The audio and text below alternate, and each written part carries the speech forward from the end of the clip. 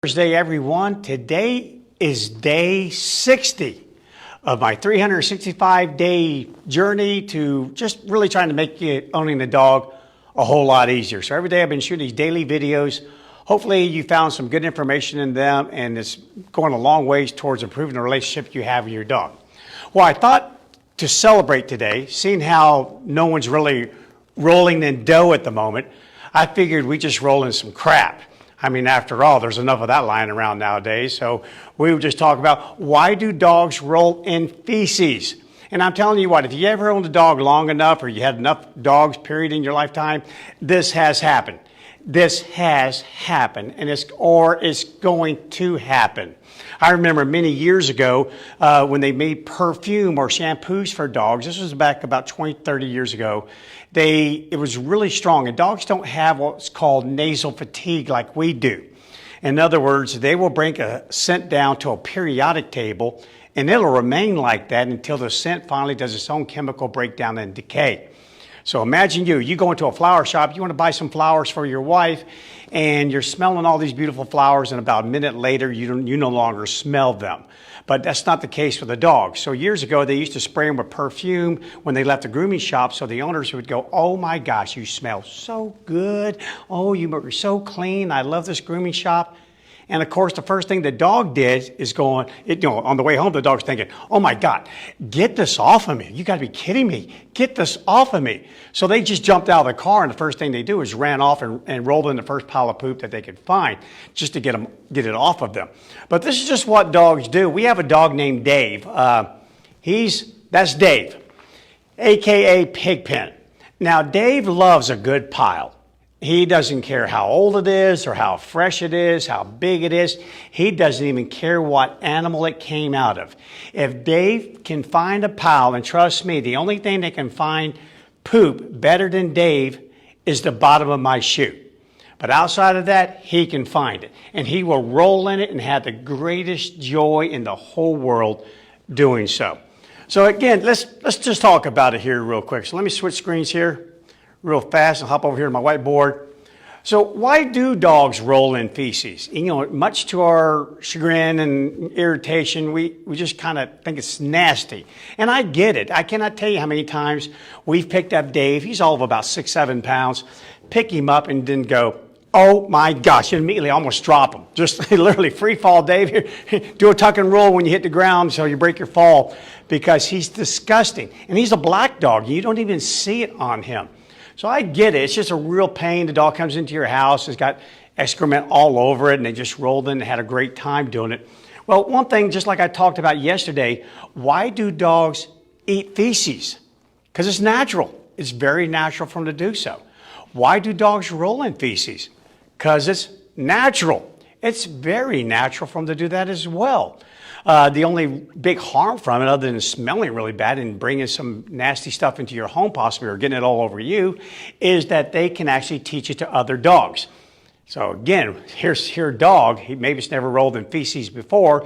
You take it to a dog park, and suddenly it sees 1 or 2 dogs rolling in feces. Mimicry. Wow, that looks like a lot of fun. What the heck was that they were doing? So now your dog can actually be introduced to rolling in feces by other dogs. So keep an eye on that. You take your dog to a dog park or to a daycare or anything like that. Make sure, if you don't want that habit to develop, because once they do, kind of like eating feces, they will continue to do so. There is something not only natural about it, but they obviously attain some sort of pleasure from it. Okay, so for years and years, people have wondered, and scientists and biologists and ethologists and dog owners and everyone underneath the sun has wondered, why do dogs do it? Why do they? Well, there's been a lot of guesses out there. One is called scent camouflage. Do they roll in the feces of other animals to camouflage their scents? They think that's what wolves do anytime that they're on a hunt. But I'm here to tell you, I've never seen that, and I have spent, if you added it up, the amount of hours I have spent observing wolves, that actually come out to years.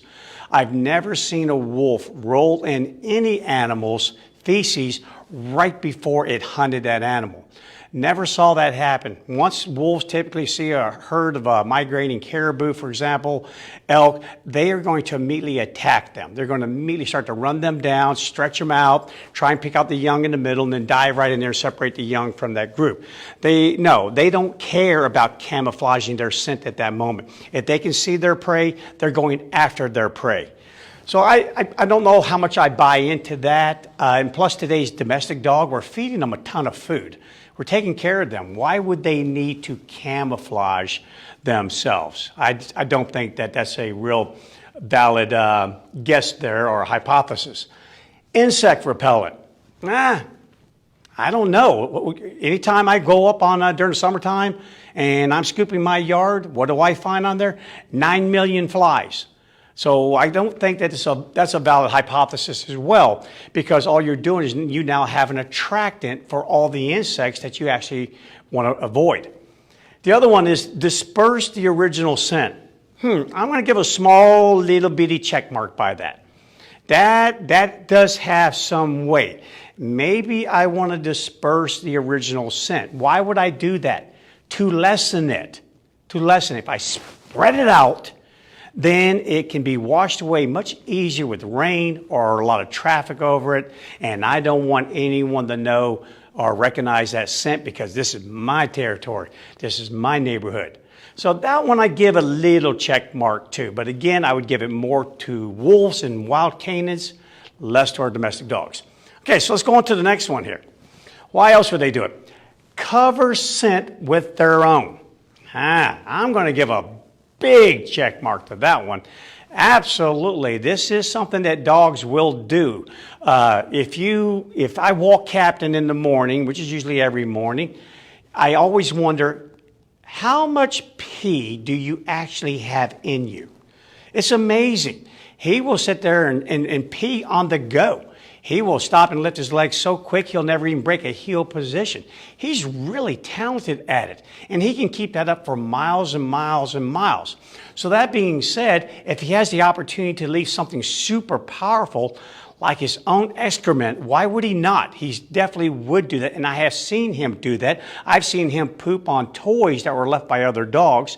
And again, if you've owned dogs long enough, you're going to see the same thing, very similar. It's a very, very, very powerful scent post. It is a lot better than liquid. Solid form is better than liquid, and they're real smart about that. So I'm giving that a big check mark on that one. And then the last one, obtain information about who left the scent. Okay, I'm going to give a big check mark on that, but I'm going to put a big W over here. Well, I don't know if that looks like a W. Drawing from the wrong side. I'm going to park that mostly in the wild canid land, not over here in the column that's called domestic dogs. I have seen this. Wild wolves will roll in excrement, but they typically do that of other wolves. When they're on extraterritorial forays, or someone took an extraterritorial foray on their territory, they will roll in it. First of all, they're trying to ID. Who is that wolf? Do I know that wolf? Do I know that particular wolf? You ever watch two dogs get together, or dogs at a dog park? Notice that once they do a frontal ID, or they greet one another from a frontal head-to-head, eye-to-eye, now notice where they go? Straight to the back. Urogenital sniffing. Part of this is taking in everything that animal has back there. Those are heavy scent glands, heavy areas of odor. Dogs will also do it to humans. It can be quite embarrassing if you own a dog and the first thing they do when your guest comes over is they dive right between their legs. You bet. That's just what dogs do. So yeah, they do it to help positively ID who was here, who left that. That's really important if you information. They also want to know when the animal passed through. Okay, so you're not in my pack. So when did you visit my grocery store here? When did you come this close to my young? That's very relevant information. You really need to know that, because things could be breaking down a little bit. You might need to do a little extra work about securing your grocery store and your TP and your wallpaper out there. You want to make sure that they don't pass through to not recently, because if they did recently, then you've got problems. And then the next one. What had they recently eaten? That's important. Hey, well, okay, so in this pile here, I discovered that this animal who passed through just yesterday had caribou. That means something. There must be a large herd migrating through nearby, and we need to take advantage of that. Very important. And then lastly, they can also tell the health status. A lot of times when they get into this, they roll in it, and they get it all over them, they can just, it breaks it down, they get it on their body, and they can just tell the health status. Was there any blood in those stools? Other enzymes that the body produces when the animal's not healthy. And then if they're out by themselves, which again, wolves do quite often, they will now, by rolling in it, they can take all of this information back to the pack. Hey guys, guess what I found out? They're going, yeah, I can smell it on you. I got everything that you need to tell us right there on your body. So that to me is the biggest reason why a wild canid would do it. Again, with our dogs sharing so much of their mitochondrial DNA with wild animals, you do have to give this some consideration. But this is going to be dogs who are very territorial still. A lot of dogs are not as much as some dogs are. I've had male dogs who never, I don't think they ever left a scent post. And then I've had male dogs, that's all they could think about. I've had female dogs, that's all they could think about.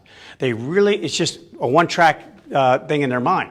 So what do we do about it? So that's the big thing there. I told you why we think it happens. That's just kind of good to know information, kind of helps you understand your dog a little bit. But now let's get down to what do we do about it? Well, the first thing I just really want to emphasize, big time, is dogs can be clean, just so you know that. Yeah, they may pitch a fit, absolutely, may be a real pain to clean your dog, but do know this, they're washable.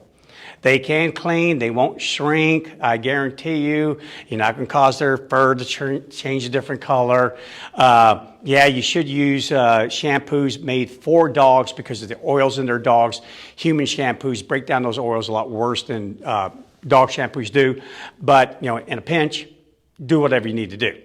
But just kind of keep that in mind. You know, I always say pig battle's big enough to matter, small enough to win.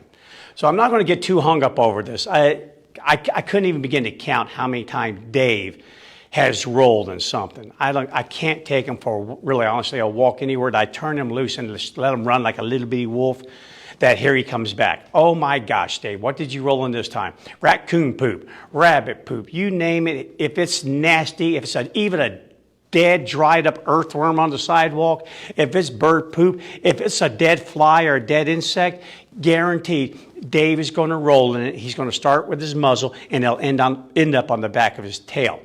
You know, he's having a lot of fun. I'm just going to be honest with you. He comes back with the biggest grin, and every dog I've ever seen do this, domestic dog, they did the same thing.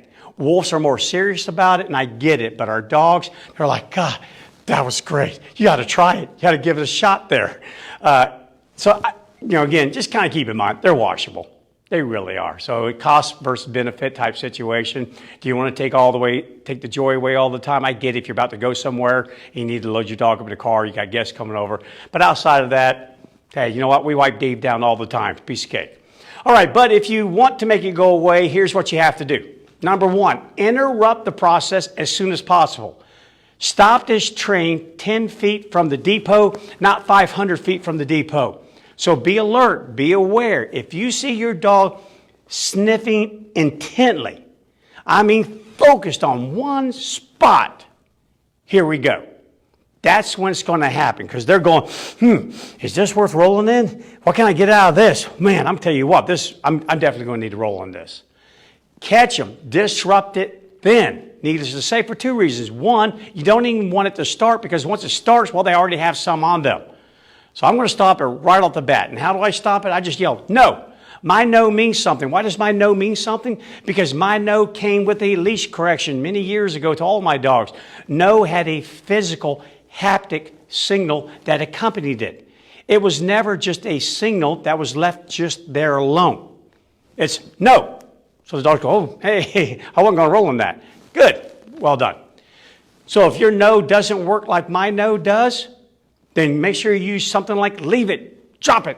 Don't even think about it. I don't care. Just make sure that works. Anytime an auditory signal by itself does not work, you must step in now with another signal. You must compound it. And typically by using your leash, a long line, you can reach out and touch that dog and say no. Or on a short leash, you stop somewhere and all of a sudden you look down, your dog's Sniffing intently on something, get ready. The second they start to dive, no. And by doing that, at least you will create conditions that mean this. If I am walking with you, or if I'm on a leash, or if I'm even near you, then I won't roll in anything. And really, that's the way Dave is now. If he's in our eyesight, he won't roll in anything. It's only when we let him just run and he takes off through the bushes, which we do because he has a great recall. If I say, Dave, come, he comes right back to me. No problem. So I just let him run around like a little wolf there. That's when he will come back covered like you saw in those pictures. But really outside of that, there's really nothing else to do. Make sure if you are going to correct the dog, timing is always essential. Remember, if it's less than 2 seconds, you're good to go. Anything greater than about 2 or 3 seconds, meaning if Dave came back out of those bushes that I let him run loose in, he was out of my sight, and he suddenly showed up all covered in poop, there's no way I'm going to correct him. There's no way I'm going to say, Dave, what the heck have you been doing, man? What? Excuse me, bad dog? No way. I'm just going to go, wow, you had fun, didn't you? I'm probably not going to pick you up, so I hope those little legs of yours can make it the 5 miles back. He's going to be pretty tired when we get there. Guys, I advise you do the same thing. I hope this helped you just a little bit. At the end of the day, I don't worry about it so much. It's no big deal. Like I said, dogs can get washed, and they really do enjoy it. But if you found this information beneficial to you, or if you found it beneficial to anyone, please share the information, and I'll be checking in with you guys again tomorrow. And in the meantime, stay safe out there. And tomorrow, when we check in here, we're going to try, someone wants to use the word try, a lot of it depends upon timing and everything else, try and show you a little bit of reactive dog handling in case you have a dog that's a little aggressive towards other dogs.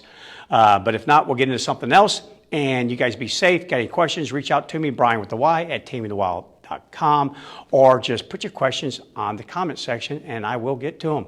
See you guys tomorrow.